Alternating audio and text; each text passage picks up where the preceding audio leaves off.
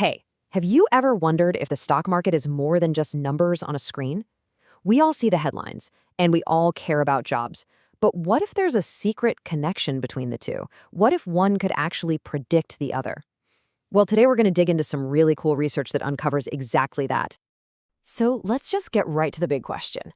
Can Wall Street, with all its ups and downs, actually tell us when companies on Main Street are about to go on a hiring spree or, when they're about to tighten their belts? It really feels like two completely different worlds, doesn't it? But as it turns out, the data shows they are deeply, and I mean surprisingly, connected. On one side, you've got the world of finance, stock prices, investor confidence, stuff that can feel pretty abstract. And then over here, you've got the real economy, job growth, actual companies hiring real people.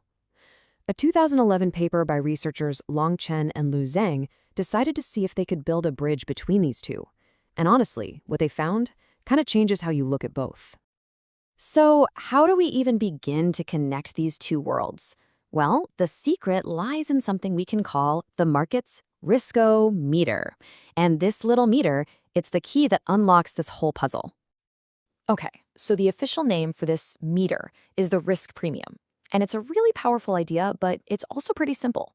Think about it. To get an investor to buy a risky stock instead of some super safe government bond, you have to offer them a little something extra, right? A chance for a higher return. That extra potential reward, that's the risk premium. It's basically the market's price tag for taking on risk. Now, this risk-o-meter is fascinating because it's like it can read the collective mood of the entire economy. When that risk premium is high, the meter is cranked all the way up. It means investors are nervous, they're scared, and they're demanding a very high price to take any chances. And that makes borrowing money really expensive for companies. But when the premium is low, well, investors are feeling good, they're confident, and capital is cheap for firms that want to grow and hire people. So you're probably thinking, okay, simple. Cheap money means companies start hiring right away. But not so fast. It's not that clean.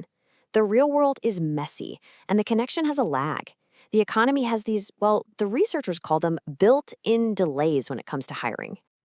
Okay, so the first delay is called time to build. And this one just makes sense, right? A company hires someone new, but that person isn't 100% productive on day one. Of course not. There's training, there's onboarding, just getting the hang of things.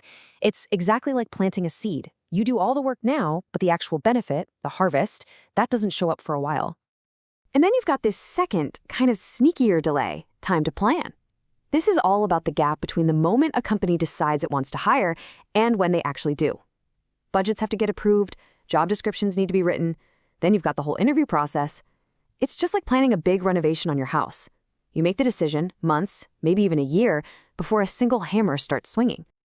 And here is the crucial part. These two delays, time to build and time to plan, they don't just slow things down. When they combine, they create this incredible, surprising seesaw effect, one that can turn the relationship between the market's mood and the job market completely upside down, depending on when you look. Now, this isn't just some neat theory. The researchers, Chen and Zhang, they tested this with decades of real-world data. And this is where it gets really, really interesting. So let's dive into what they actually found. So their first huge finding is that a high-risk premium, our risk-o-meter flashing red with investor fear, it has this kind of split personality. Its effect on job growth completely changes depending on your time horizon. And this chart just shows that seesaw perfectly. When investors are nervous and that risk premium shoots up, it actually predicts a dip in job growth over the next 6 months. Companies get scared and pull back. But, and this is the crazy part, that exact same signal of high fear today predicts a surge in payroll growth 2 years from now. The relationship completely flips from negative to positive. Wild. Okay, so that first finding was for the big picture economy. But their second finding shows that if you start to zoom in, say, on the manufacturing sector, the story of those delays, it changes in a really specific way. So for the economy as a whole, the data really suggests that the main culprit for the lag is time to build. It takes about 2 quarters for all those new hires to really hit their stride. But in manufacturing, the big factor is time to plan. It takes those firms about 2 quarters just to get from the decision to hire to actually bringing people through the door, which, if you think about it, makes total sense for an industry with really complex long-term projects.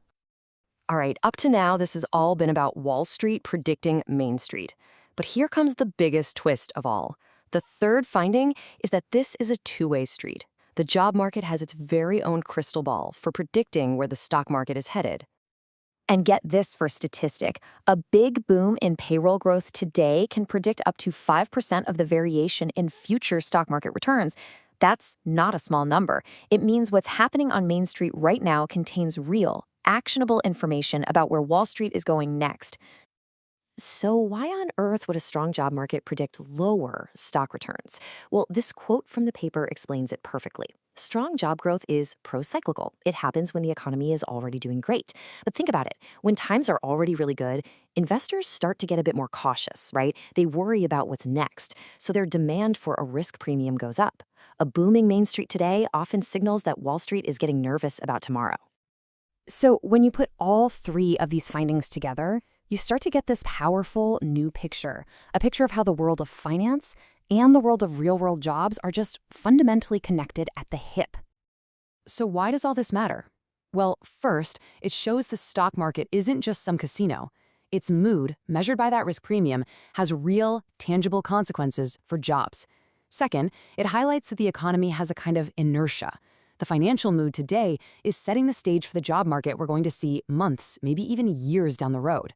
And finally, it's a feedback loop. It's this constant dance between Wall Street and Main Street, where each one is leading and following at the same time. What this research really does is peel back a layer to show us this deep cyclical connection we might otherwise totally miss. And it leaves us with this one big provocative thought. If the financial markets and the job market are locked in this predictive dance, what other hidden signals, what other secret connections in our economy are we completely overlooking right now?